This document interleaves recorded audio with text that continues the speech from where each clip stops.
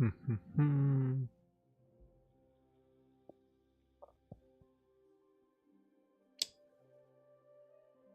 right, we're good. All right, guys, welcome to the 41st Ask Me Anything live stream.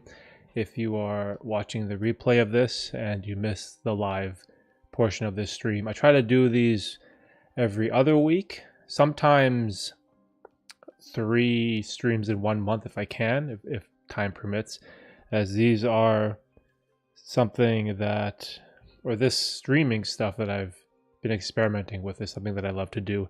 And not only does it give me a chance to break down some of my thoughts and share what I've been working on and what I've been thinking about and what I've been reading, but also gives you guys a chance to connect with me. So if you're new to the stream or watching the replay of it, thanks for coming by. Consider subscribing, liking, all that type of stuff if you would like to help the channel out, as that stuff really supports me analytically with this whole algorithm stuff, but whatever. So anyways, today is just going to be sort of like a more chill stream. I don't have any topics or ideas that were planned beforehand, as it's pretty much just the end of the year. And I guess I should probably reflect on my year and maybe talk about some of the goals that I set for myself in the beginning of the year, some of the goals that I fell short on, and what I'm generally proud about, in 2022, as this was a challenging year for sure. Not just creatively with the YouTube channel and the podcasts and all this type of content creation stuff, but just like life in general, I'm not speaking just about things like, like the war in Ukraine obviously is a big one, but like inflation, cost of living, interest rates, all that type of stuff. It's like, I feel like that affects everybody. So this was definitely a tough year. What else did we do? We got we did a bunch of YouTube shorts this year, which was kind of cool. It's a sort of like a style of content, to be perfectly honest, I don't really like. I don't enjoy the short 60-second clips of vertical footage, because you can't really go in depth on a certain idea or a topic. And that's sort of what my channel is centered around, right? It's these topics and ideas that I can, deep dive into and break down and think about and steel man, different arguments. And this is like the type of stuff that I really enjoy. And I feel like this 30 to 60 second type of videos, it doesn't really match with what I'm trying to do, if that makes any sense. But I do believe that it is necessary with the way that YouTube, TikTok, and Instagram and all these platforms are kind of, I don't know if it's growing, but like it's sort of where they're heading, right? Like this, I feel like this vertical style of YouTube short, it's here to stay.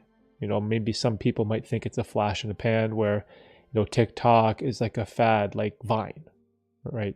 Like Vine was, I think, the original short vertical platform, and like it went away, right? It died. Like Vine doesn't even exist anymore. And so I know some people are skeptical with TikTok and all this stuff, but I think it's undeniable at this point. You can clearly see that there is a demand for this type of content. And it's not just the younger generation. I know a lot of people like to lump in TikToks and shorts with, like the younger generation, this whole like ADHD, low attention span generation. But I don't buy it. I'm not entirely sold on that. Because I feel like, if it's good content, like if it's engaging content, if it's interesting content, then, then people want to watch it, right? And I think this is where the more entertainment, maybe comedic, pranking, challenges type of niches perform really well, because in like a short 30-second video, you can show a prank, you can tell a joke, you can do whatever, right? And it's good, really good for those creators.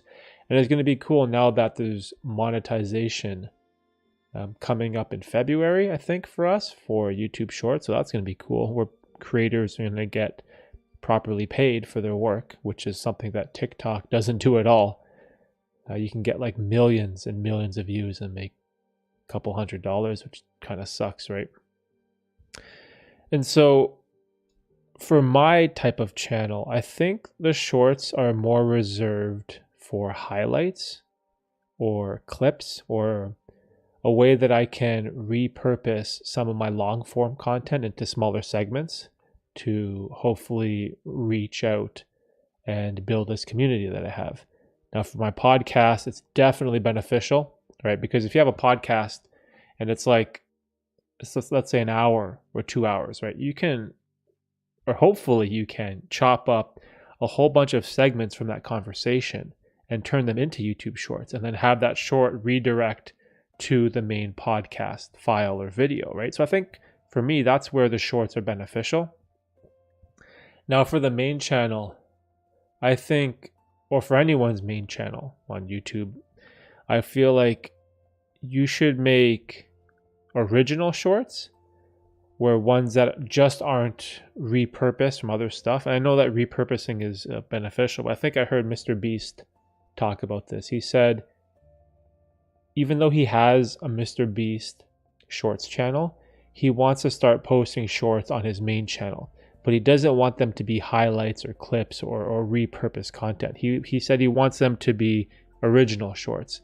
And I think the reason for that is that he wants them to pop, right? He wants those original shorts to just be content in and of itself and just have those go viral.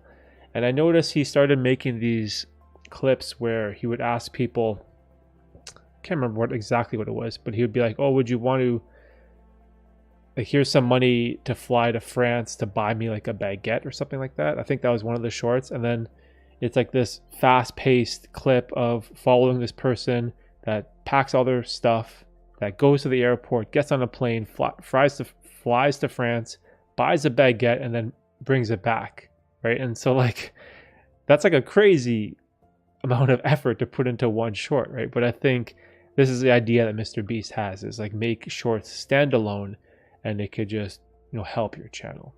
So, oh, Red, what's up, dude? Happy New Year. Always good to see you. What's going on? Do you have any plans? Any New Year's parties? Any of that stuff? Yeah, thanks for stopping by, dude. Always love hearing from you. So I was just like kind of rambling about sort of like my year 2022 as a whole, and to be perfectly honest, I don't think I set any really big goals for myself this year. I probably should have went back into my journal, or maybe watched some of my videos from January of this year to kind of see where my mindset was, because that's what's really interesting. That's one thing that's super cool about making YouTube videos, is that you can kind of go back in time and see the previous version of Derek 6 months ago, 12 months ago, and I can really peer into the mind of what I was thinking, what I was talking about, what I was interested in. And for me, I can really see the growth, right? The growth in the way I think about ideas, the growth in the way that I talk about subjects, right? The way that I'm just like a better speaker or communicator, hopefully, right? Because that's something that I always strive for. I always strive to constantly improve the way I communicate, right? And it's not an easy thing. It's tough. Like, trust me, it's really hard. I try to work on not just my speech, but like the slurring of words is something that I used to struggle with a lot because I used to speak very lazily. I would just slur words, and it just doesn't sound appealing, right? So I think that was one of my big goals. Good man, just been filing amended tax returns from last year. Oh, dang, amended tax returns. If there's any resolutions, it's getting taxes over with ASAP. Yeah, taxes are a pain. Yeah, tax time always. I think it's more serious in US, right? Because you have the IRS. Is that the governing body that does taxation? Sorry for my if I get that wrong, but yeah, taxes are just a pain, dude. This is just a pain. In one sense, I'm actually looking forward to taxes maybe in the future. If I could ever get this like business off the ground and up and running, and actually made some type of decent revenue, or I'm not decent revenue. Like if I could get, let's say, the Google AdSense to be a significant amount, because right now I make like $1.50 a day, sometimes $2 a day. Like it's not much, right? But my idea is, hopefully, if I could maybe grow some sort of revenue from this channel, I want to follow like the Mr. Beast structure, I guess you would say, where he reinvests $1 back in the business to grow it. And so that's something that I'm really hopeful for. Maybe in the new year, maybe in 2023, we can kind of build the community, build the channel, build the revenue, I guess you would say. And it's going to be from a position where I want to like reinvest it back in, right? So, I have a day job, so that brings in money. But this YouTube stuff, everything that comes in, I just want to put it back in to content, back into making better videos, and also just like freeing up my time. Like if I had someone that could do thumbnails, or maybe edit some of my footage, or just like anything, right? It would save me so much time. I have one guy that I work with that who does a lot of shorts for me, and so he's kind of like my first partner, I guess you would say, in the business. So like we're kind of working on that. But like long term, if I could, build out a team that could save my time, to where, to be honest, I would just like love to be on camera more, maybe just record more, film more, stream more. I think that's where my time would best be used. If I had someone that could edit the videos and cut through all the times I mess up, or cut out all the breaths, or all the times that I misspeak. Like this, man, editing and creating videos is so tedious, right? Because I have to be the person who records, who talks to the camera, who comes up with the idea, who makes a thumbnail, who writes a title, who edits a video. Like it's everything, right? And I feel like it's not an efficient way to do this, to do YouTube, if you want to do it long term, right? Because that's what I'm in for. I'm in for the long game, right? I'm not going to be this creator who posts videos for a couple years, maybe does a couple streams here and there, and then quits. Like I have zero intention in that. Like this is what, stream 41, right? I plan on getting to stream 541. Like this is how far I'm thinking down the line, right? Is long-term goals, long-term aspirations of the channel, right? This is not going to be a short-term thing. So yeah, that's just like my general idea about that. Yeah, the IRS, as much as I hate them, you gotta do them. Yeah, that's true. You do meet those crazy people every once in a while that are like, you technically don't have to pay taxes. It's not in the Constitution. And I'm like, bro, you're crazy. Do you want to like go to jail? Like, isn't that why, what's his name? Wesley Snipes went to jail for like tax evasion. Yeah, man, that stuff's never good. And even now, like you can, like if you have simple taxes like I do, like you get a pay stub from a corporation, you can just like do it online. It's pretty simple, right? So that's sort of like where I'm at. But I'm sure like in the future, taxation is going to get confusing for me, especially if I get like brand deals or sponsorships for this channel. It's interesting because I received another one yesterday. Every month or so, I get like a random company reach out to me wanting to do a sponsorship or a brand deal or something. And every single time I either say no or I just don't reply or just delete the email because I have zero interest in doing any type of brand deal or sponsorship, like zero interest.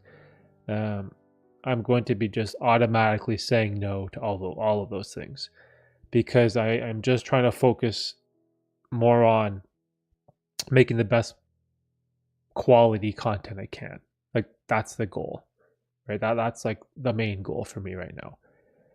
And that's not to say that in the future I may or may not have sponsorships, right? Maybe one day you'll see a video of mine that in the beginning you'll be like, oh, this video is brought to you by Audible or Squarespace, right? Or Riverside.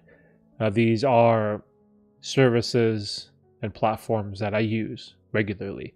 I use Riverside for my podcast. I use Squarespace for my website and newsletter.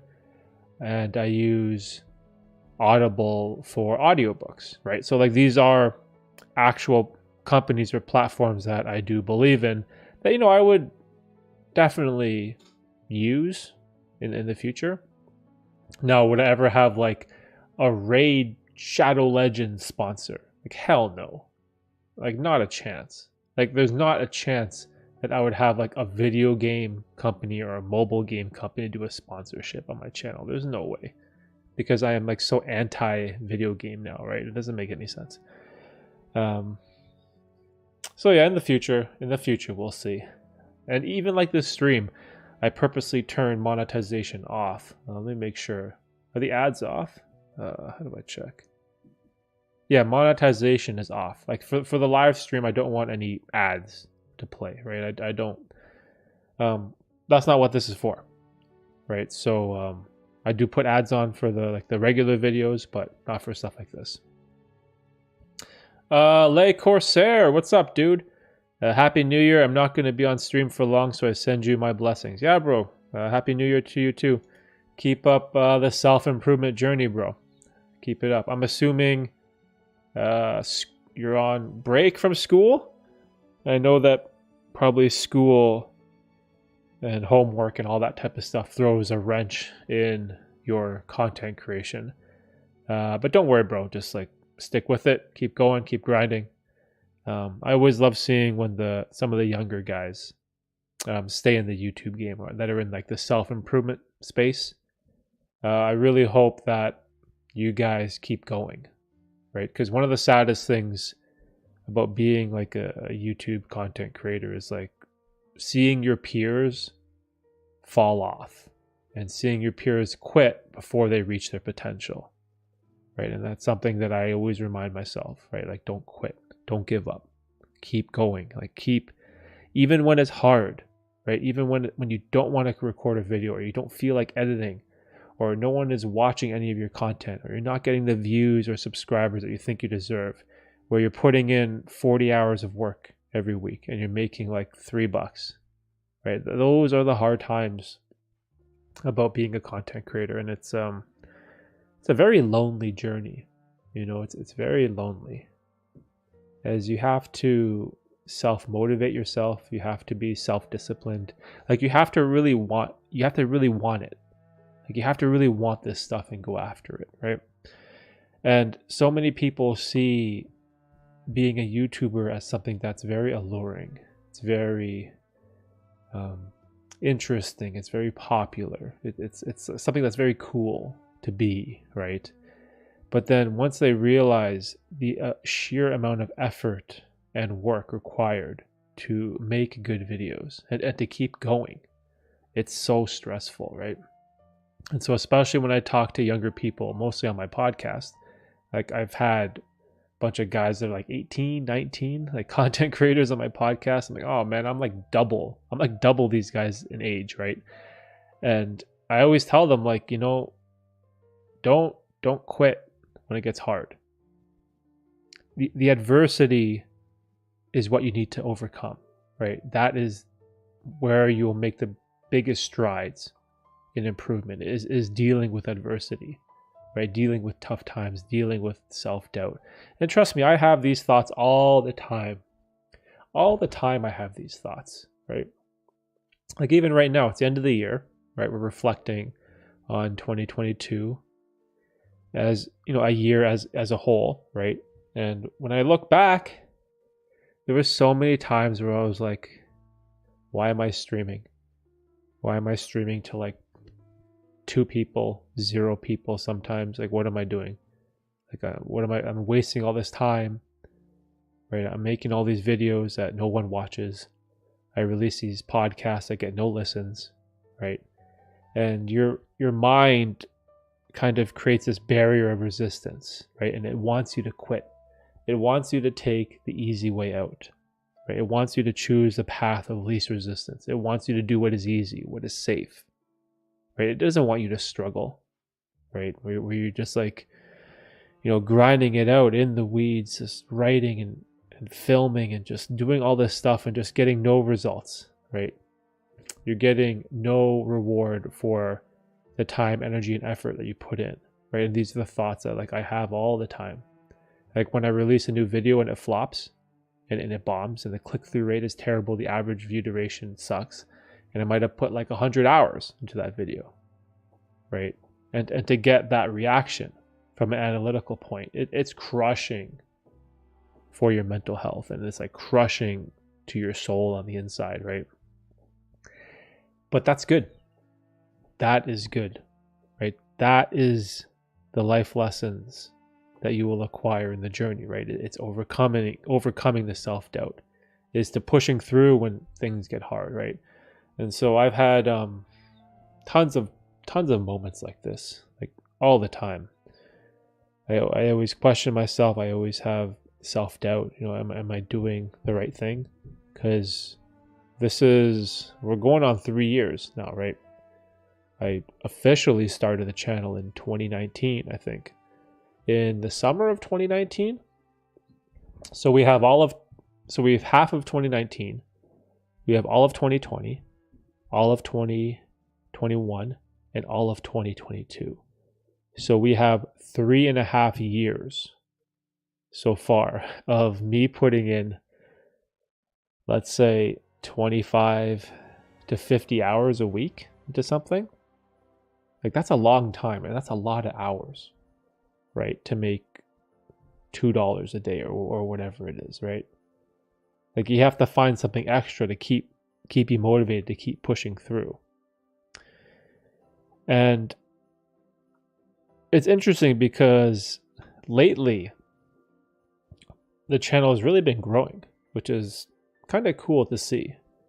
I wonder if it's like because of these topics of psychedelics and gambling is what is sort of been working for me, as these are 2 very fringe ideas that I have a lot of experience in. I don't know if that's a good thing or not. But in the past, I think I was gaining like a subscriber every other day. I get like maybe 1 a day or something, and get like 30 in a month. Now it's been like 5 a day. So that's kind of cool. The community is growing. Hopefully we can maybe reach more people that are in this space. The only downside, I think, to the gambling topic in particular is that the comments that I get now sometimes are so depressing.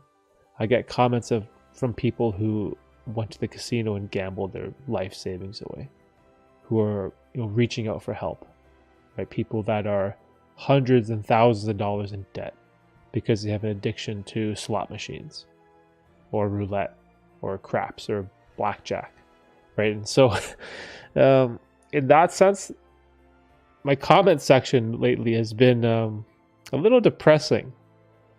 Even though I'm someone, I love to help, right? If I have any type of advice or any personal experience where I think is applicable to someone in a tough situation, I'd gladly share it.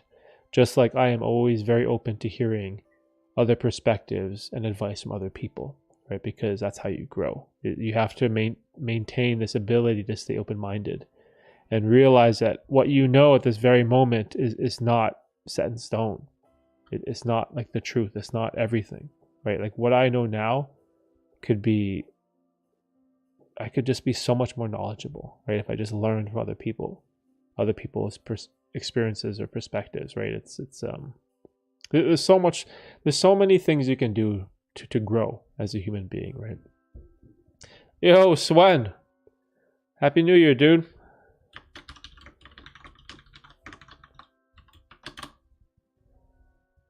How's it going, man? How's the YouTube grind treating you? You have any plans for the new year? I wonder if that's something that I should do. Maybe not like a New Year's resolution per se, but like maybe have some general targets for 2023 that I can aim for or try to reach. So I don't know. We'll see. We'll see. I'll have to give this whole new year some thought. I've just been so caught up in just everyday life and the grind, and I haven't really had too much time for reflection. One thing I learned this year is that if something doesn't feel right, don't get involved in it, no matter how marketable or enticing it sounds. That sounds like when you get that gut feeling that something is off, and I've heard this before, you should always trust your gut. You should trust your intuition. Now that sounds like how enticing. Does that sound like a get-rich-quick scheme? Is like a one of those type of things? Oh, have you guys been following this FTX stuff? With what's that guy's name? Sam Bankman-Fried, the whole crypto exchange. Now that's like that's a wild situation. Like the amount of money that people put into that thing. Like, I don't even know exactly how it works. I know it's a crypto exchange, and he had his own tokens and stuff. But man, I keep hearing these stories of people that like invested it all. They put all their eggs in one basket. They had all their money. Like, why would you do that? Right? That's kind of depressing too. But yeah, I think I agree with that sentiment. If something doesn't feel right, don't get involved. It's like going with your gut, right? This is something in poker. It's like a very common practice is to go with your gut. Especially if you are a poker player that has thousands and thousands of hours at the table with someone that has a lot of experience, you kind of gain this intuitive ability to sense out certain situations. And you kind of have this like intuition or gut feeling when something is good or bad. And more often than not, I believe that you're supposed to go with it. I think I read a study once about kids in school that took examinations or tests where if they had a question where they didn't know for sure the answer, that going with their gut rather than changing, like say if you were to go with your gut instinct and go with that very first answer and you pick it and you go on to the next question, the students that went against their original gut feeling and sort of was overthinking, more often than not that they would get the question wrong and that their gut feeling would actually be correct more often than not, which is something that is kind of interesting. My New Year's plan, create an environment where I can do my work in solitude. Parents giving me no peace. Oh, man. And doing YouTube as a business is hard when they put you out of that flow state. Yeah, that's tough. I read a book once. I think it's is it by Stephen Pressfield? No, it might not be Stephen Pressfield. No, it's someone else. It's called Deep Work. I want to get the author right. Don't want to mess this up. Deep Work book. Oh, Cal Newport. That's it. Cal Newport. Deep Work by Cal Newport. And I can't remember if this was the exact idea from this book or if I got it from somewhere else. But you basically have like around 3 hours of where you can get in that flow state and get in like some really, really good deep work.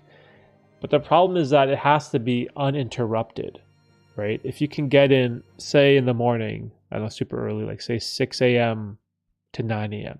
If you can get like that 3 hours where there's no distractions, there's no interruptions. In that small window, that's where you can get like 80% of all your best work done, right?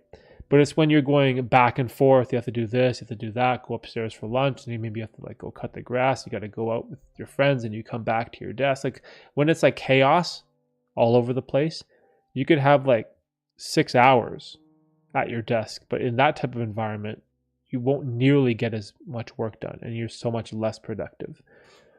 This is something that I struggle with a lot, right? Like for example, I might sit down, might feel good, have a coffee or something, have some water, and be super motivated to put in like a 2-hour editing session or 3 or 4 hour writing session or something like that, like something where I can get in that flow state.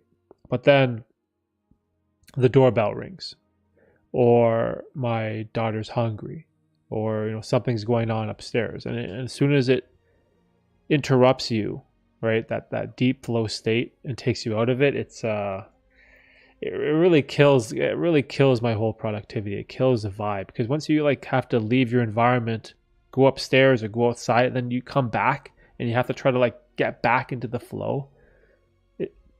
At least for me, it's always a struggle.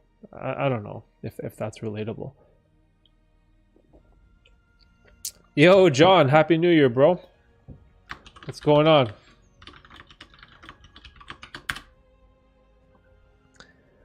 My favorite vegan. Been thinking about it more, and I think that every young man should live alone for a small period just to see. By the way, that is a sick book, mate. Just cannot do much work due to events out of my control. Yeah, Swen, it's tough, dude. Trust me, I completely understand. Parents, their house, their rules, school, like they want you to do. Like, there's so much that's kind of out of your control. But you have to do the best with what you got, right? And try not to rush the whole YouTube as a business thing. It's like YouTube is such an unpredictable thing. Like I could put in 4 weeks into a video and think I made like the best video in the world. Comes out to shit, right? Click-through rate is awful. Average view duration is terrible. Like you just never know. Like you just never know when things will work or things will take off. So like trying to build the whole YouTube business, I think for me, it's sort of like reduce expectations, right? Still have goals to try to reach and try to strive towards, but like lowering the expectations of being like, oh, I'm going to blow up this month, or I'm going to go viral, and everything's going to be amazing. Like it's just so random at times that I feel like it's just try not to worry about it too much. I think it's sort of out of your control generally, if I had to share my opinion. I'm tempted to wake up at 4 a.m. Oh, the Jocko Willink structure. So I can work until 7 a.m. before my family wakes up, just so I can get real deep work done. Yeah, that's the time that I do the best work, that I find too, when everyone is sleeping. Usually, for me, it kind of sucks, because I can get like an hour or two at night, like when the kids go to bed, or like when they go to bed on time or at a decent time, I can get like maybe 1 or 2 hours in at night, but then I get tired, right? So then even though I have that solitude, my productivity kind of falls off. And then the same thing with the early mornings. If I'm up late, like feeding my son or changing diapers or something, I don't get a good night's sleep. Forcing myself to wake up early, like say at like 5 a.m. or 6 a.m., it's tough because I only got a couple hours sleep. So even though I get that solitude, I still can't be productive with it. So I'm stuck in this quasi weird predicament where it's like I have no structure. My schedule is just an explosion. It's everywhere. It's chaos. It's like a grenade. Right, it's like if a grenade just exploded on my lap, and my free time has been broken up into these fragments, and it's just all over the place. So yeah, I'm sure you can relate to that, John, because you have kids too. So it's a struggle. It's just like because you have to manage your schedule with theirs, right? It's like I'm still trying to find the answer. Yo, brother, I just got done with another run. Today is my last day of sobriety for a year. I'm only slightly having an existential crisis. Hey, dude, the consistency with the running, it's that's good, dude. I like I don't follow, I'm not on Instagram all the time, but every once in a while when I do log into Instagram, I do see like you post the story with your, I don't know what it is. It's like sorry, I'm like bad with tech. It's like not an Apple Watch, like an Android watch. Is that what it is? Or maybe it is an Apple Watch. Anyways, whatever, a smartwatch. And it has like your distance and your time. Kind of reminds me of Jocko. Jocko always posts a picture of his watch like at 4:30 in the morning hitting a workout, where you're sort of like posting a picture of your watch with getting that run in and getting it done no matter what. No excuses. You can always like find 10 minutes or 15 minutes in your day. You can always like, if it matters to you, you can always find time for it. And I feel like that's super beneficial. I really enjoy seeing people that follow through with a promise or follow through with a goal, where it's not like, oh, I'm going to run for 30 days. And then like the habit falls off, like where you're on, I don't know how many hundreds of days now, right? But keep it up, dude. Oh, and last day of sobriety, is that New Year's drinks tonight? Oh shit. You know what though, the sobriety thing is interesting, because if you are like a hardcore alcoholic, like maybe having one drink is like not a good thing.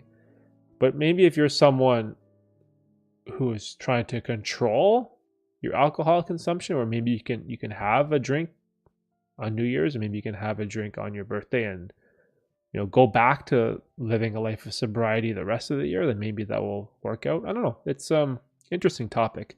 There's parallels to that in my life with gambling.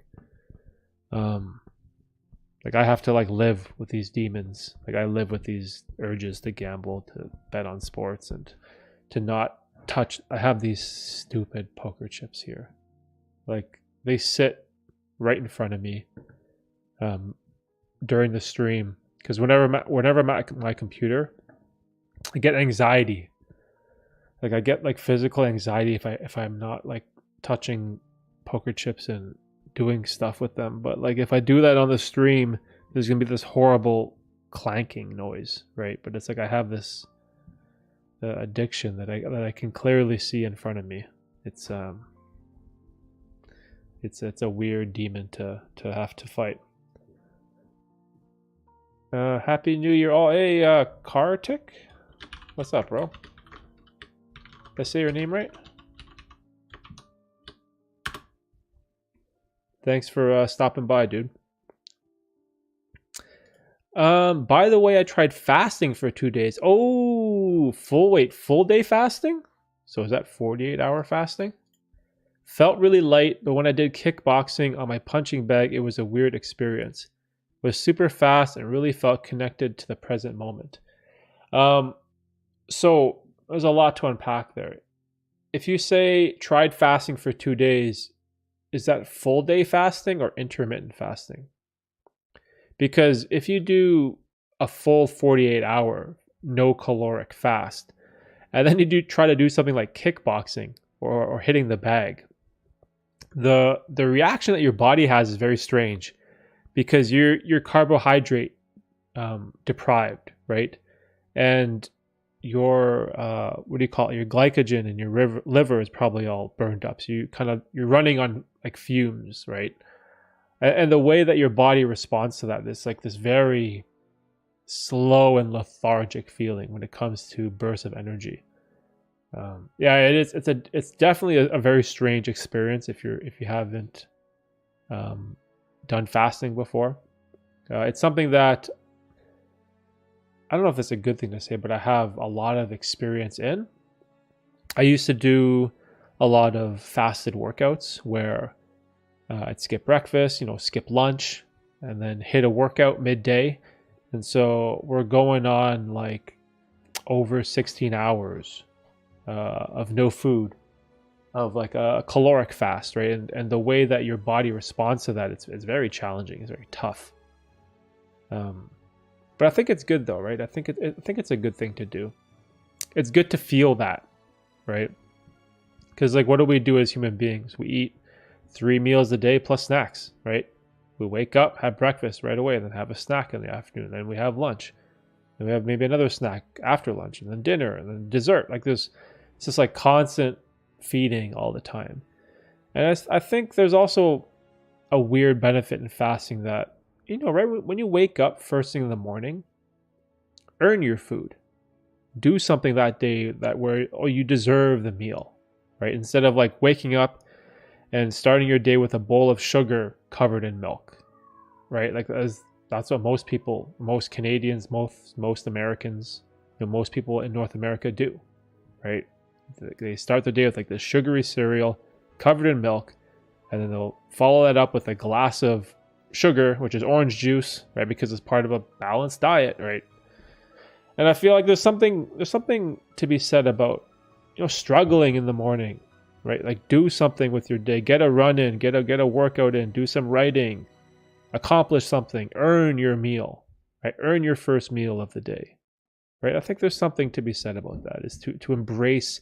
I don't know who said this, but there's like this common quote where it's like, embrace the suck, right? Embrace things that are difficult. And I have that reminder. I tell myself that every once in a while when I feel like a bitch, right? When I feel weak, I'm like, oh, I want that sugary granola bar, right? I use that as a reminder to myself from time to time. Full 2 days. Okay, so this is a serious fast. 42 hours. Okay, so it's almost 2 days. Almost 2 full days. Only had one very small piece of 99% chocolate at the start. Made me realize how addicted. Yeah, it's food is tough, dude. Food is like I'm sure every human being like loves good food, right? And our culture celebrates food also, right? Like, the holidays just passed, Christmas season and all that, and what does everyone do? Get together with family to have a meal.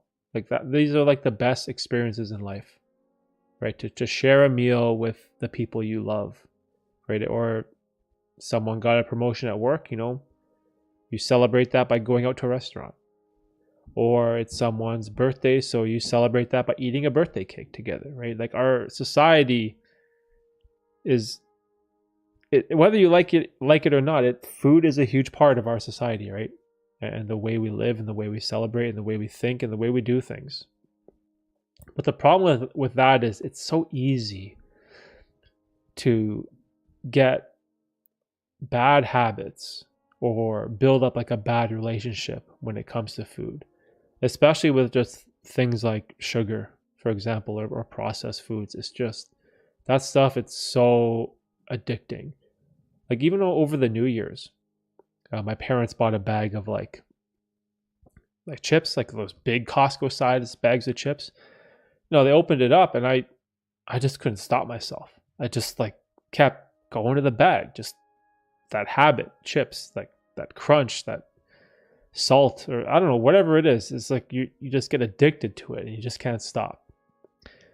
So yeah, even though I take food, diet, nutrition very seriously, it's something that I feel like you'll never figure it out.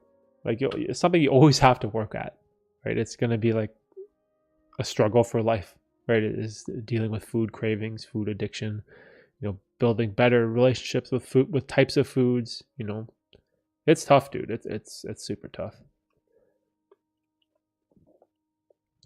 I only spent 10 minutes of cardio instead of 1 hour because after some moment I just felt time collapsing.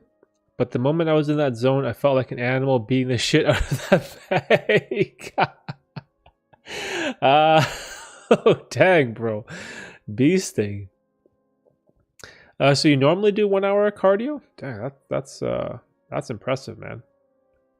Cardio is tough. 1 hour cardio? Shoot. But you're in the zone?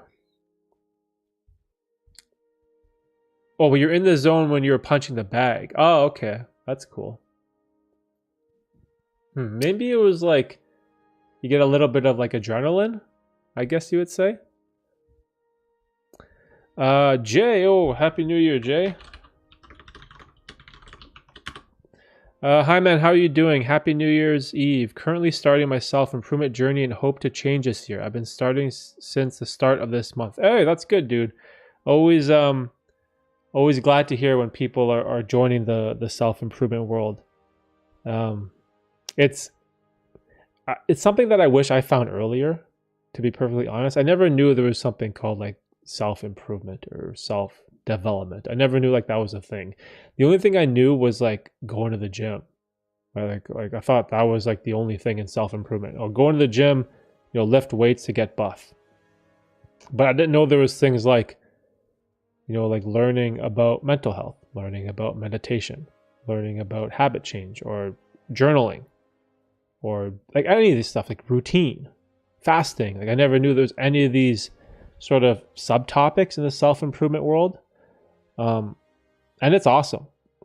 My recommendation to you, if you're looking for one, is I would try all the ideas in the self-improvement world. Try all of them and find the ones that really resonate with you, because you're not going to be able to do everything. There's just like there's just way too much information out there. There's just way too many things you can do to benefit your life. So I would say like find the ones that really resonate with you and then, use them to benefit your life, right? Like, so for me, it was intermittent fasting, working out, and cold showers. Those are probably like my big three that really impacted me and had like a positive impact on my life. And then like the minor ones are kind of like journaling, meditation. They haven't been as impactful, but I kind of still do them from time to time. But I would find the ones that really, really resonate with you and kind of go all in, right? Like deep dive into that type of stuff and see.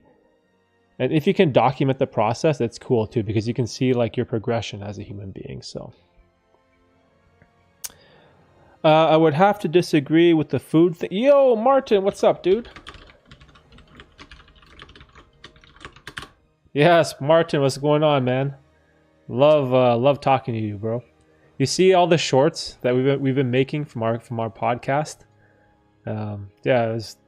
We released like, I don't know, 10, 15 shorts from our, I think we talked for over 2 hours. This song is pissing me off. What is this? What kind of music am I playing? Anyways, yeah, Happy New Year, dude. Always good to see you. Let me get. I love it that you disagree with ideas. I really respect that about you. Let me see. What's up, by the way? Oh, you disagree with the. Here. I believe with a strong enough mindset and willpower, you can overcome cravings forever. That's interesting. See, maybe it's more like dependent on the person, right? Because I feel like if you grow up with parents that always eat hamburgers, pizza, chocolate, and ice cream. Like it's sort of like ingrained in you at a young age, and I feel like it's probably a lot harder to break those habits than someone like me, for example, who I grew up. My dad is a chef, so I grew up with home cooked meals, like really, really good, high quality home cooked meals. So I never really grew up with like an addiction to fast food or that type of garbage, right? So I think it will definitely depend. But also I think some people just don't care, right, about this, about trying to eat clean or eat better. Some people probably just don't care at all. Like I obviously, it's very important to me. I know it is for you too, Martin. It's just, see, it's hard to say because I don't know what other people experience, right? I only know like from my own personal experience.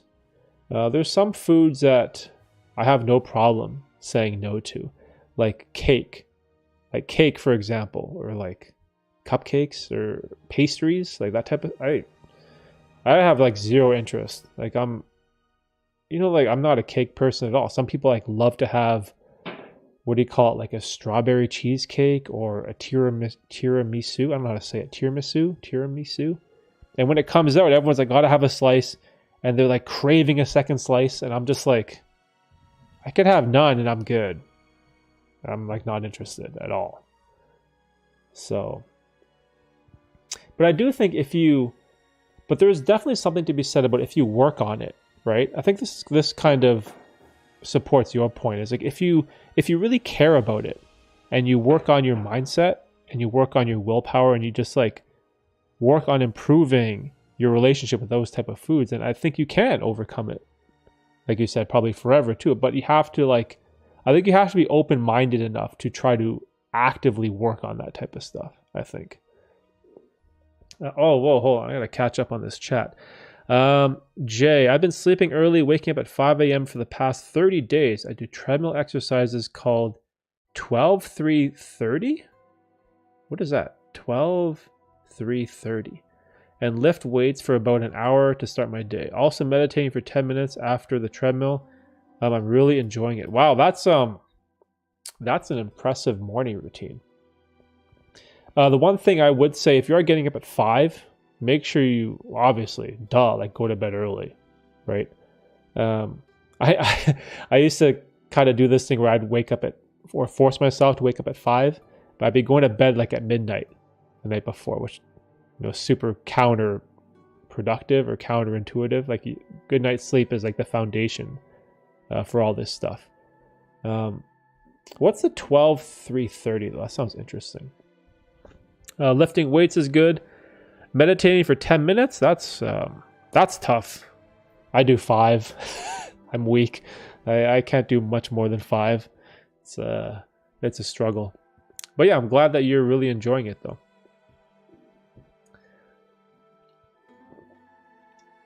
Have you been improving your finances? If not, I would suggest starting some sort of serious-based business online. Let's go. Build the businesses. Let's see. I want to catch up to Martin.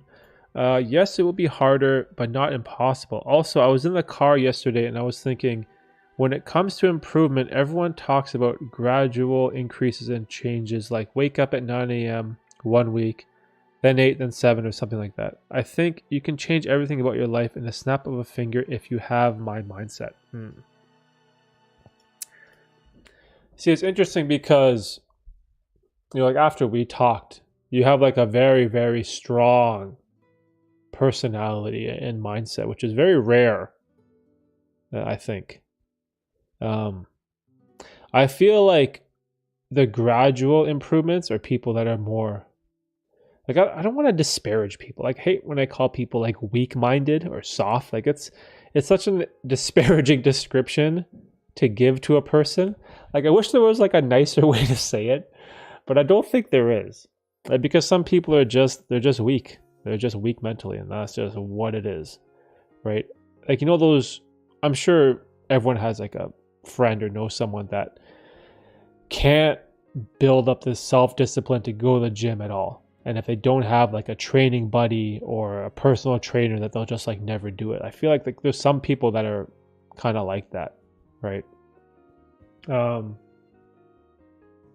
I definitely have a little bit of that change everything with a snap of your finger type of approach in my life. It's also sort of like because I get obsessed. I get really obsessed with something. Like if I want to make a huge change in my life where like I'm adamant about working out for an hour every morning or something, or I'm adamant about writing for 90 minutes on my computer. Like when I have something in my mind, like I'm someone that just gets completely obsessed over a certain idea or topic. I just like kind of go for it. So I think sort of your approach works for me. I can relate to that. The gradual increases, I hear that a lot too. It's like, I don't know, you want to wake up at 6, wake up at 7, and then 6:45, then 6:30, and then 6, like, I guess gradually work towards that. I don't know. I don't really take that approach anymore. I definitely should probably think about the time that I wake up or the time that I sleep, because my sleeping structure is all messed up. I have like no structure now. I think last night I was up at what time I was awake until? I was awake until 5 a.m.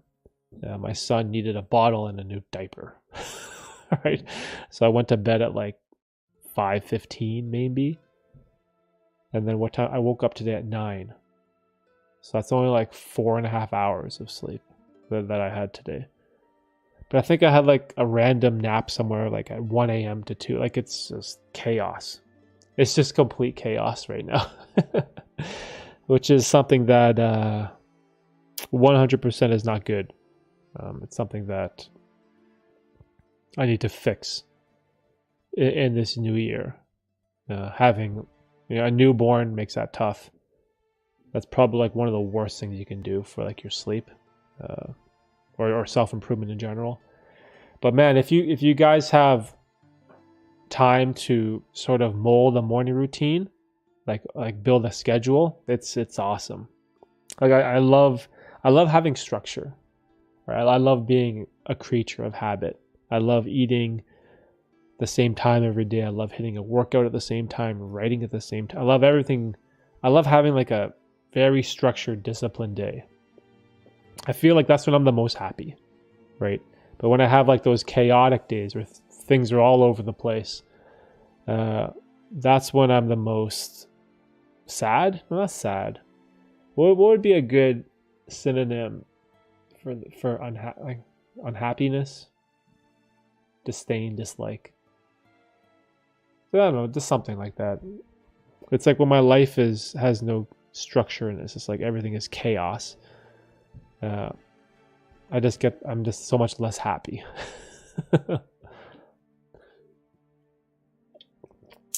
I also agree every bad habit you have in life that you want to change can change overnight if you really want to. Yeah, see, that's a thing too. Like so many people talk about, I want to lose weight, I want to go to the gym, I want to get in shape, I want to eat better. But then when it comes to the action of actually doing the thing, like so many people fall short, right? There's like, what's that old saying? Talk is cheap, right? Like people always talk big and have no action, right? It's such a common, it's such a common thing that you see in society, right? Discipline is the most powerful and important skill any man or woman can have. Without discipline, you will never achieve anything. Yeah, discipline is big. And I think a part of building discipline, at least for myself, when I was trying to become more disciplined, is always like trying to embrace like the difficult tasks.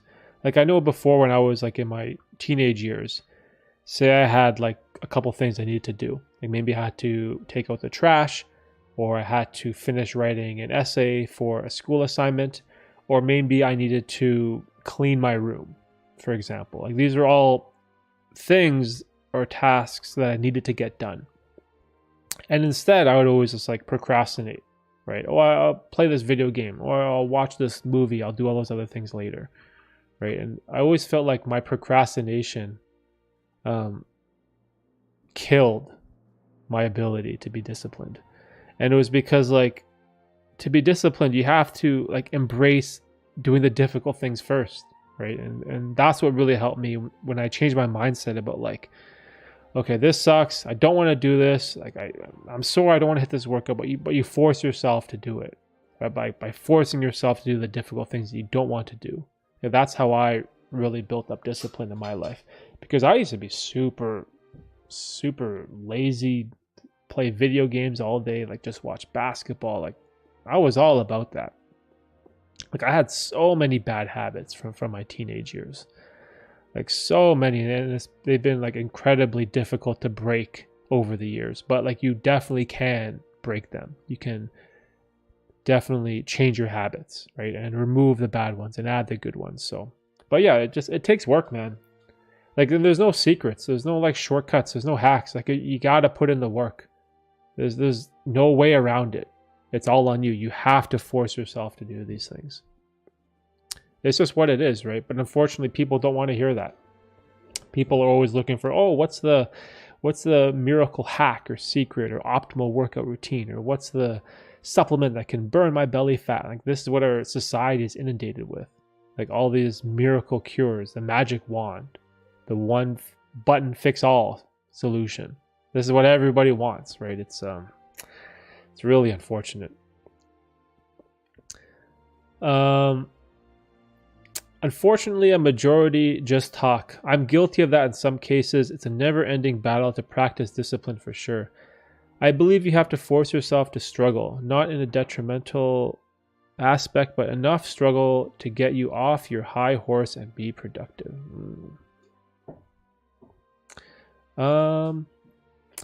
Yeah, a vast majority of people just talk.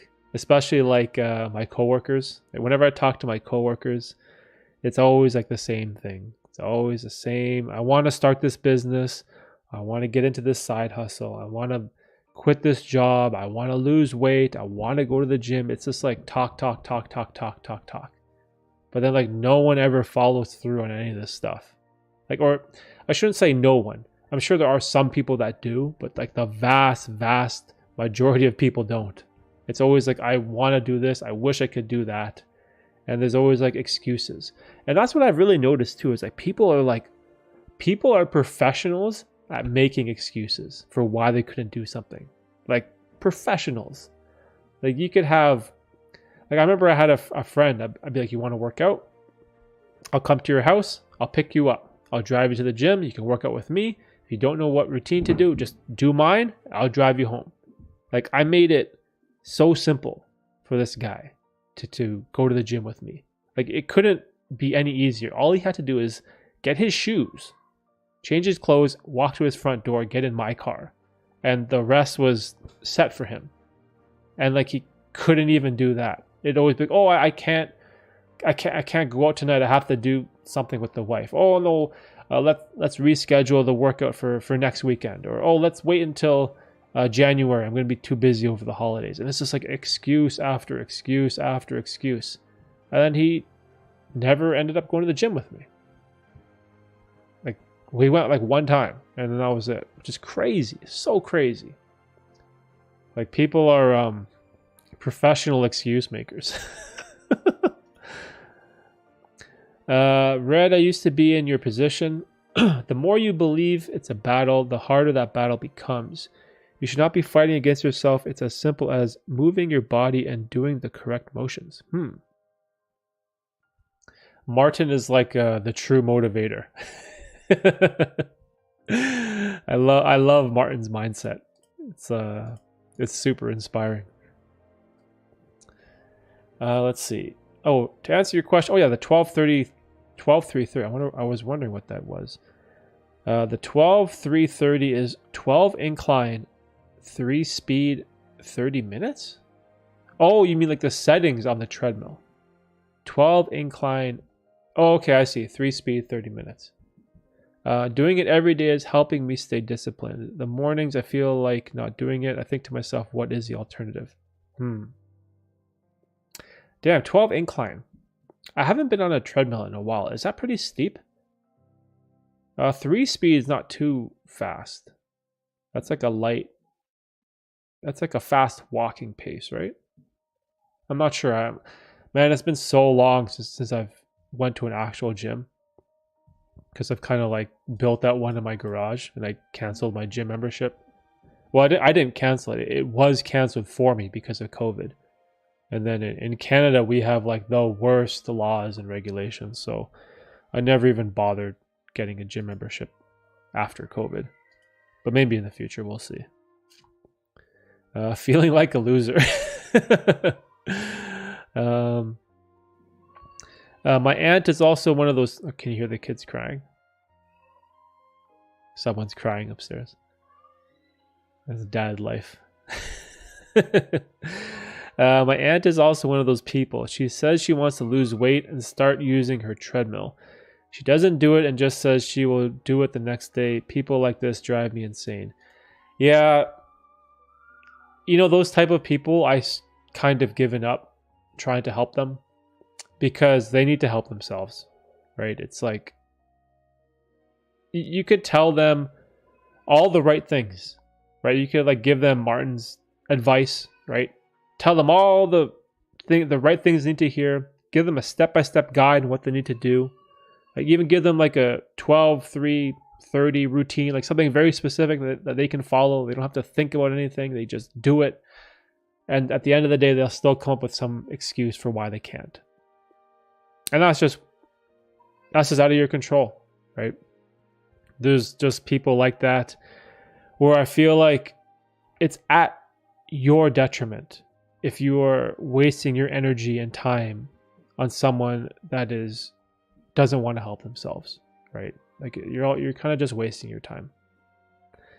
And this sort of made me feel bad in the past, because I had a lot of friends that saw that I was like really changing my life, right? And because when I grew up, I was like 130 pounds, skinny and weak. Like I was so weak, like so weak and skinny. And that's just who I was, right? And all my friends saw that, been like kind of bulking up, look more like a man. I'm actually stronger, right? And so I had friends that are like, oh, what are you doing? You hitting the gym? And they kind of wanted to work out too, or like, do you do bench press? How do you build your shoulders? What do you do for chest? Like this type of stuff, right? And it's like, because they're like friends, I care about them and I want to help them.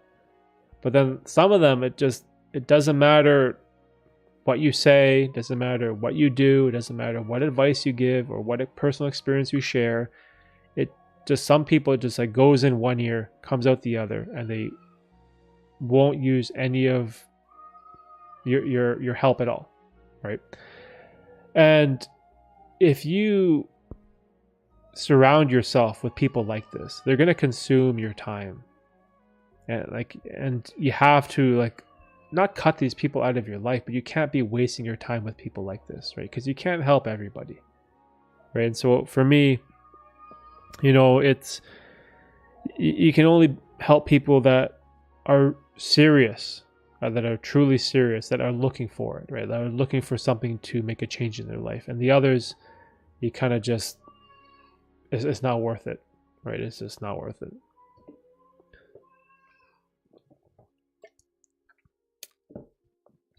Um, 12 is pretty steep. Okay, so it is steep.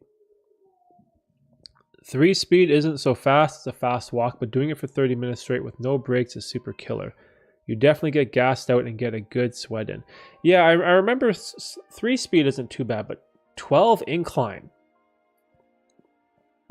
I feel like again, I haven't used a treadmill in like 2 years, but I feel like a 12 incline is pretty serious. Yeah, the 30-minute duration would definitely make it tough. Sounds not so hard, but when actually doing it, it's a different story. Yeah, that's 100% tough. You know what else I love to do? I love to do the stair machines. Those like weird stair machines that are like super high up. Those kicked my ass. Oh my gosh.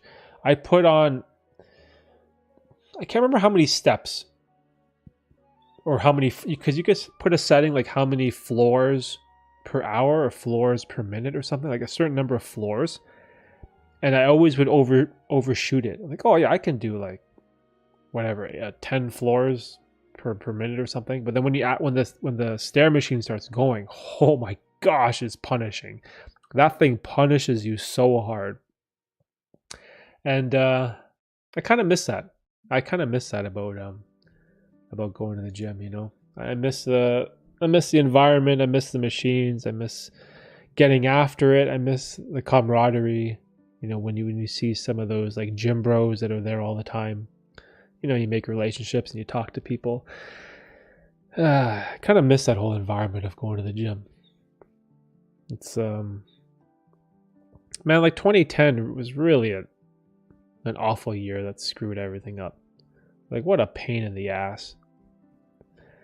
I'm sure things are better now because I think we dropped, and this is only like recently. I think recently we finally dropped all of our rules and regulations because we had like crazy regulations here for like over a year, which in all honesty, like living in Canada during these past couple years, it was not appealing at all. Just, you know, our lack of ability to follow science and, you know, reasonable recommendations. Like they closed down outdoor tennis courts here. You couldn't go. They closed down outdoor skiing in the winter. Like, that's what happened here. Right? You couldn't do anything. You couldn't do anything physical. You couldn't do any, like, it was just a pain. Really unfortunate.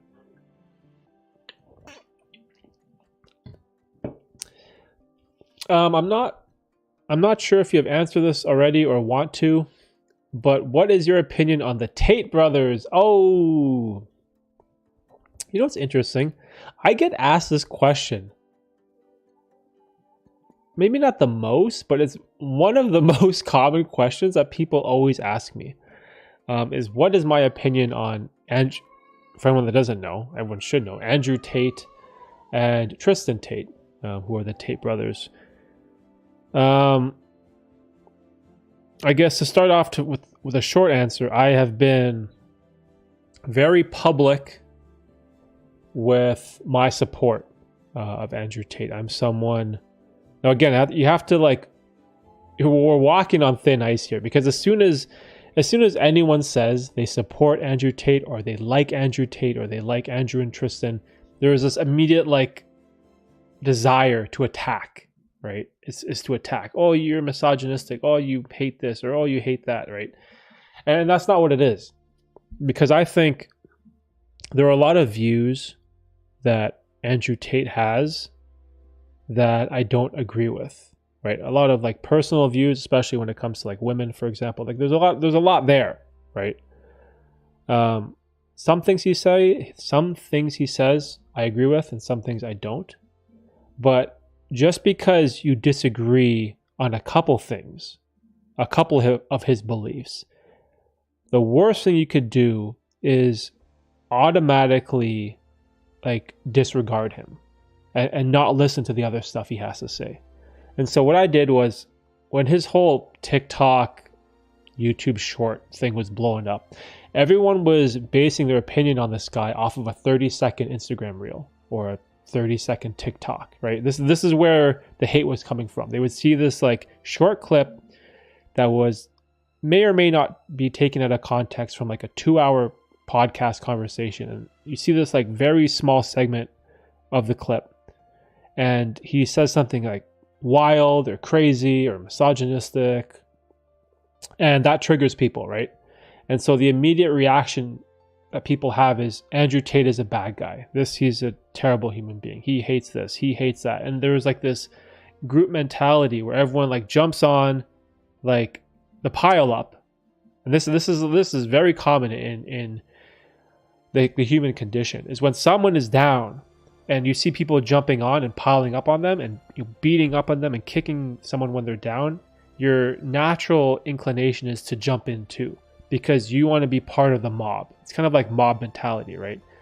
You want to go with the flow. You want to be with the majority. You don't want to be the person who's outspoken that is against what everyone else is doing, right? It's like kind of like a natural human instinct. And so what I did was I went on a deep dive and listened to a lot of the podcasts he was on, right? And really tried to approach the subject with an open mind. Because right off the bat, I had this like biased perspective. Like, man, this guy is crazy. Like, he's saying all this wild shit. Like, I don't want to listen to this guy. He seems like such a conceited ass, right? Like this arrogant rich dude that's like always smoking cigarettes. And like, I had this like terrible first reaction of him because everyone was sending me these TikToks, right? And so I listened to as much long form podcast as I could. He was on Your Mom's House podcast with Tom Segura. He was on Patrick, I always get this guy's name wrong. Patrick David. I think that's the order of his name. I always mess up his name for whatever reason. He was on his podcast and a couple other ones too.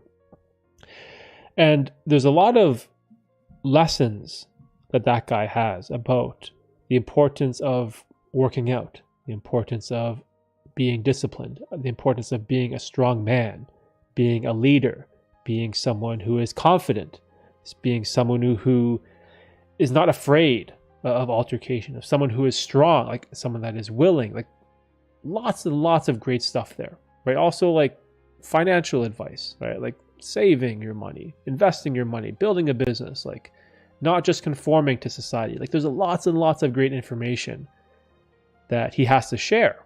And so that's when my opinion on him kind of shifted. I was like, okay, he's just like really extreme with a lot of his beliefs, especially now. I think he converted to Muslim, right? He's a Muslim.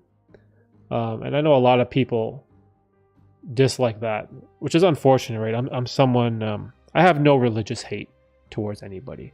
I think that's such a foolish thing to believe in. Like you hate someone because of their religion, because what they believe in. Like people are like, oh, he's a terrible guy. Also now he's a Muslim too. I'm like, man, I don't buy any of that. You could be Christian, you could be atheist, Buddhist, Muslim, Jewish, like whatever. I don't give a shit. I don't care what religion you believe in.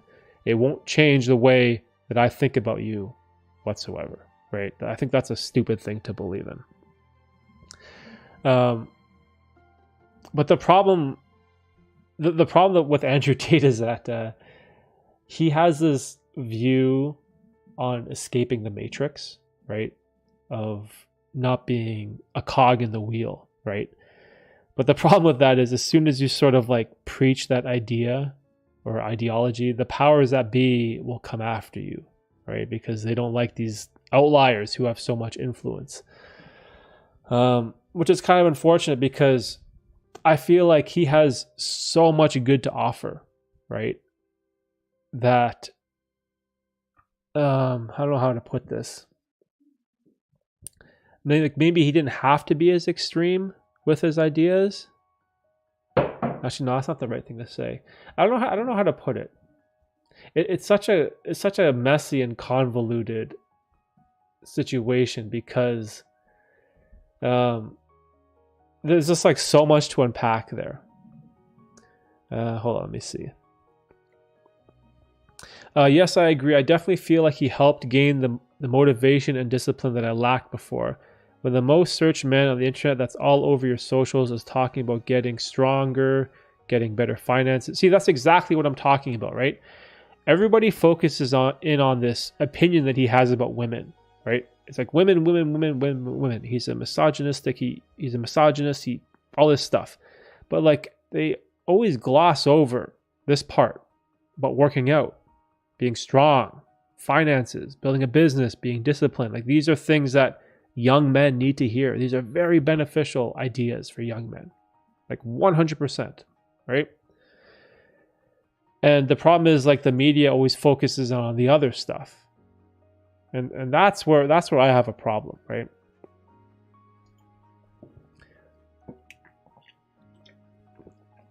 Was for sure the push that I needed, and it's been a month now and I don't plan on stopping.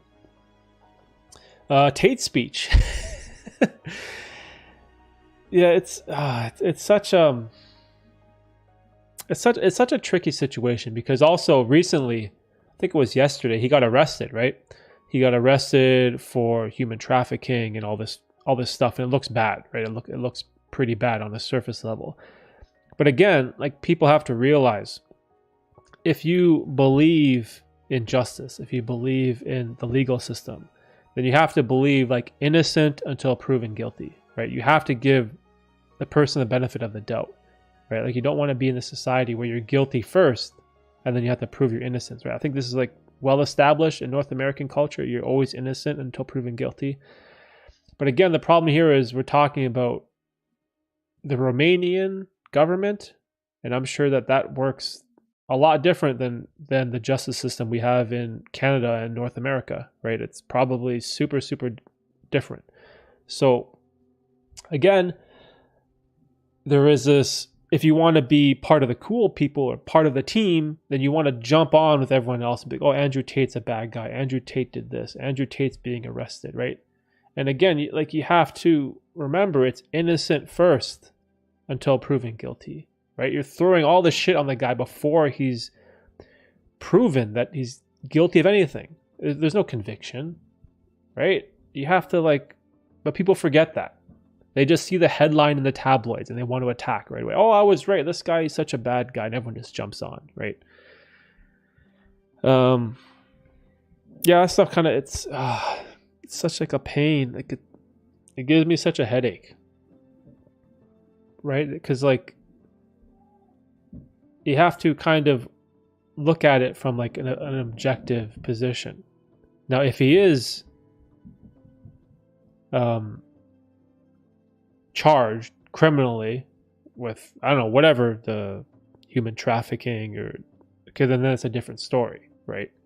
But people are talking about it as if he's already been convicted of it, right? And I think that's, like, a huge mistake.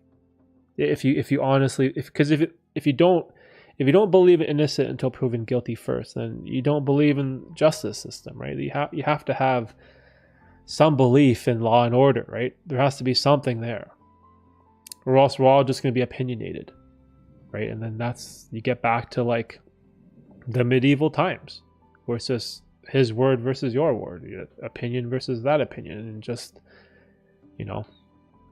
it's very frustrating. That's also something I agree with. When news gets out that he was arrested for alleged human trafficking, seeing all the people celebrate and make fun of him was kind of cringe. See, it's like, because people get this, like, justification, right? They're like, oh, I was right about Andrew Tate. He's a bad guy. See, look, he's did this, he did that. Like, the people that didn't like him, they felt like their hate towards him was now justified because, oh, look, he got arrested for this, or, oh, look, right? Now, if this was like, if they went to court, they went to trial, they had witnesses, they had evidence, and this was the outcome, then sure, then those people are right to celebrate in his guilt, right? But again, there's, as far as I can tell, or as far as, like, what I've read, it's just, like, allegations, right? And also, you have to remember, there was stories that I read. I think it was from last year. There's these stories in the news of women who were approached and they were offered money if they were to testify or claim that Andrew Tate sexually molested them or attacked them or raped them. Like, there was these stories that came out that women have been offered money to say incriminating stuff against them as, like, a bribe, right? Now, again, are those stories true? I don't know.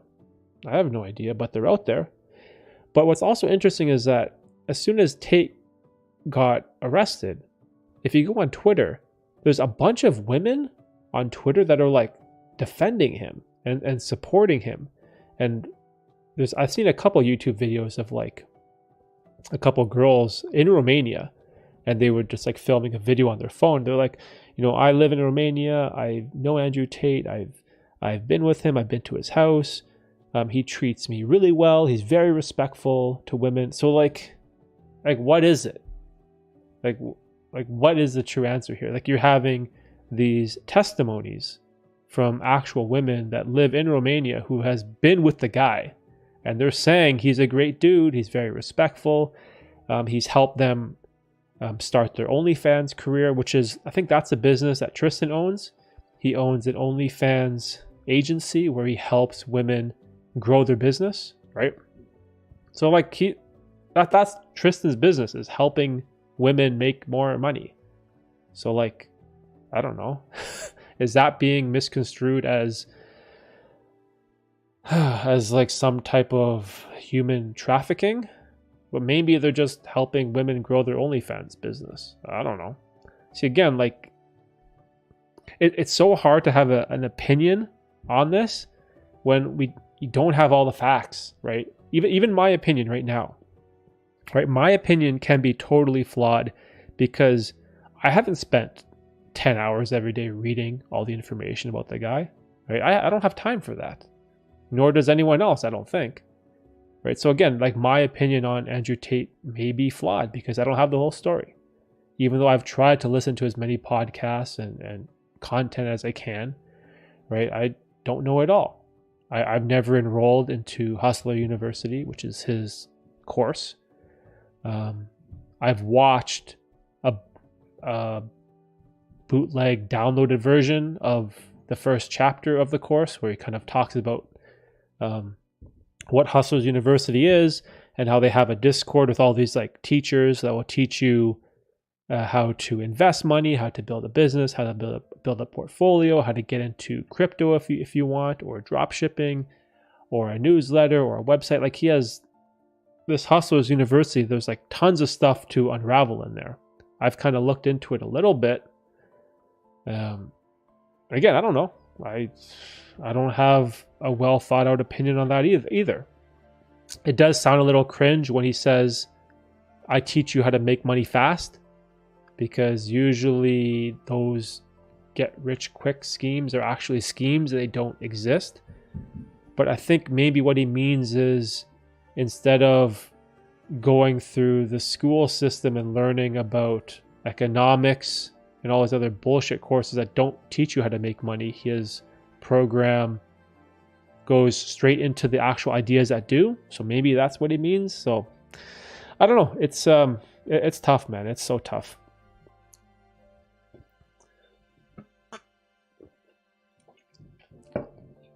He's at the most vulnerable position right now, where all his haters can easily beat down on him like dead horses, like a dead horse. Mob mentality. Yeah, that's part of being a human, right? Mob mentality. It's when, you see riots in like some cities in in the US, where there's like protests and like looting starts happening. Like, people get crazy. You see people who are just in the proximity of the chaos and the looting, and they kind of just join in because other people are doing it too. It's just part of being a human, right? We'll see how it plays out. If the Romanian feds have been scoping him out this long, they might have something to pin on him. They might have something to pin him on those charges. Yeah, because see, this is the thing too, right? Maybe there is something to this story, right? Maybe there is. Like, we don't know. Like, I have no clue. However, is the Romanian government or feds like 100% honest?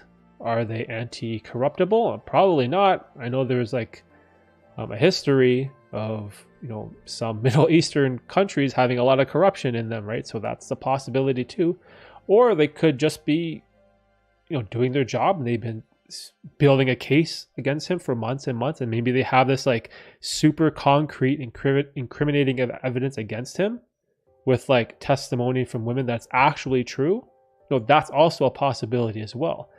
Again, it's like I try to view the whole situation with an open mind, right? I try to like think until he's concretely proven guilty, right? You have to consider all options here. And my gut instinct feels like it kind of feels like bullshit if I had to guess. Like if I had to really go with my gut.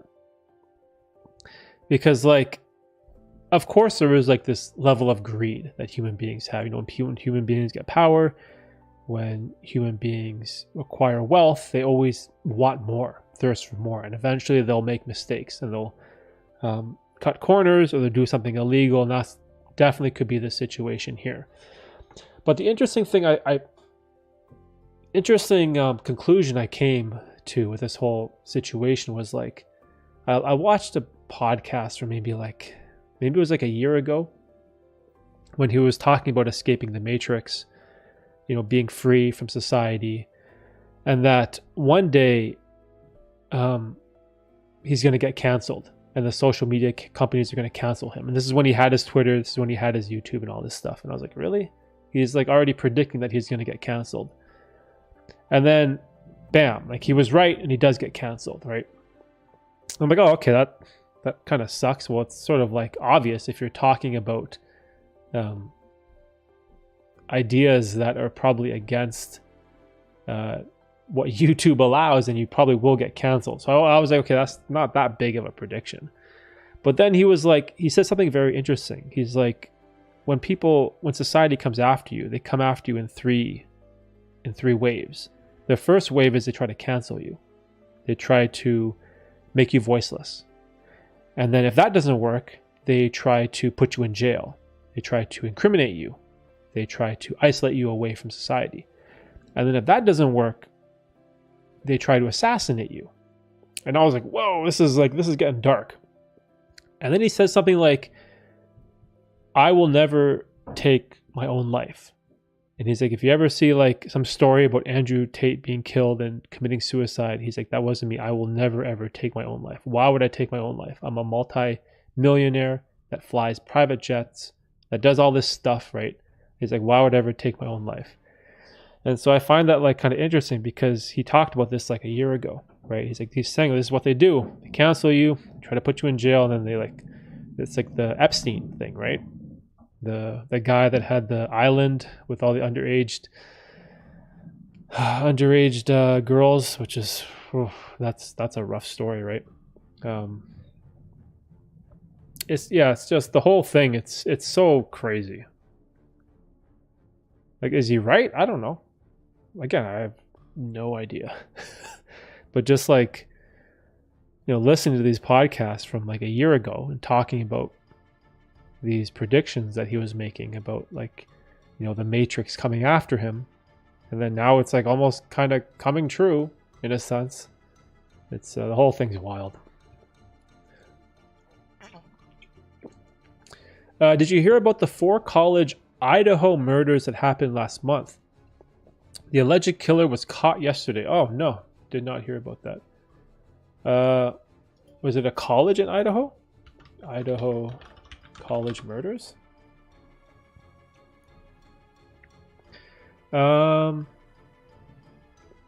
Criminology graduate student held in Idaho student murders. Why can't I talk? The suspect is a criminology PhD student. Oh my gosh. So what happened? Was there...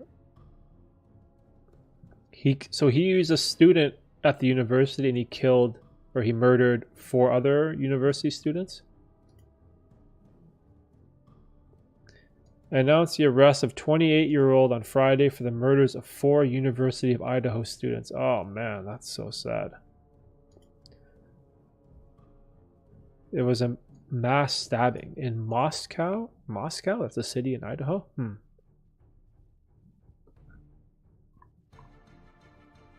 Oh man, victims are 20, 21, 20, and 21. Oh, it's so sad. I hate stuff like this, man. Like when you hear stories of young people dying, it always makes me sad. I'm gonna change this.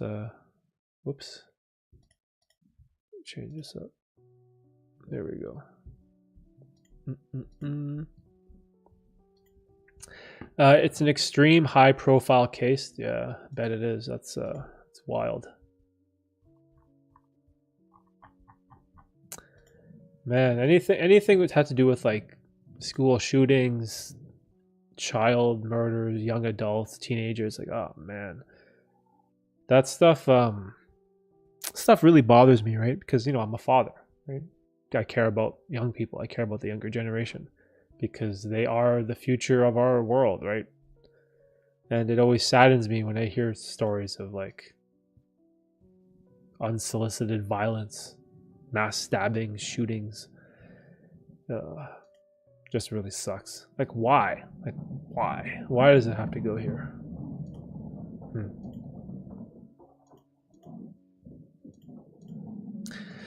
Well, that's kind of sucks. This the stream went kind of dark. The stream started off with lots of good discipline and self-improvement ideas, and we ended up on a dark tone with Andrew Tate and murders at universities. Oh shoot. What time is it? 1:36. Okay, I'm gonna probably end the stream shortly. I don't know if you guys have any other questions or topics you want to talk about, let me know. Some people hate their lives so much to the point that they want to take it out on everybody else. Yeah, it's because that happened. There was a shooting here in Canada, which is actually very rare. In the city that I live in, there was like an old dude. He's like 73 or something, and he lived in a condo, and he was complaining about something about the building, and then the condo board just never listened to him. They always like ignored his complaints, and they never took him seriously. Then one day he snapped, and then he got a gun and he like shot up the building. He killed a bunch of people in the condo, and this is like right in the city where I live. It's not too far from me. I'm just like, oh my gosh, it's just like craziness, man. I'm definitely watching my back at all times in 2023. Yeah, man, that's the thing too. Like, you never know. You know what's scary too? You never know what can like trigger people, right? So, yeah, Red, be safe in 2023, bro. Be safe. Thanks for the stream, man. Happy 2023. Yeah, bro. You know, Happy New Year. All the best to you, Red. Thanks, dude, for showing up to the stream. You know, Red, Jay, Martin, John, Swen, everyone else who came by. I love doing these streams, right? I love this. You know what I really love, to be perfectly honest, this position where I'm forced to struggle. Like, you know how hard it is sometimes for me to do this stream where I don't prepare any topics or questions beforehand, right? I just kind of go with it. And I always have this like fear and anxiety. I'm like, oh my gosh, what if no one shows up? What if I don't know what to talk about? What if I say something stupid? What if I like bring up a topic or idea that someone disagrees with or hates? Like, I feel it here. Like, I have like an anxiety on the inside whenever I stream, and it's real, man. It's real, right? But it's like, again, whenever I've done stuff like this, whenever I've done something that was difficult, that made me feel uneasy, that gave me anxiety, like, and I always pushed through, and I made it to the end, I've always felt so much better, and I've always learned so much. Like, just talking to you guys, sharing ideas, you know, concepts, things in the news, it's always made me a better person. So the stream, it will continue, right? It will continue. And it's something that I love. You know, I love. So next week, the 7th, I won't be able to stream. I'm doing my Secret Santa gift exchange with my family and all my cousins and my brother. So next Saturday, I'm going to be gone, exchanging gifts. I got a bunch of, I wish I could show it. I got a bunch of crazy troll gifts for the person that I got. It's going to be wild. So we'll do the next stream hopefully on the 14th. So that'll be the plan. We're in this together, buddy. More struggles, more life. Yeah, bro. I know. Let's, you know, keep improving. Life is awesome. And all the best, Red, in the new year. Hope everything works out for you. All health, wealth to you, friends, family, and everyone around you. And just all the best. So yeah, that's pretty much it. Have a good weekend, guys. And we'll see you on the 14th. And for anyone that's new to the channel, like the stream or subscribe. And oh yeah, I'll have a video coming out hopefully on Monday, the 2nd or the 3rd. We'll have a new video on the channel. So that's it. All right, guys. Peace.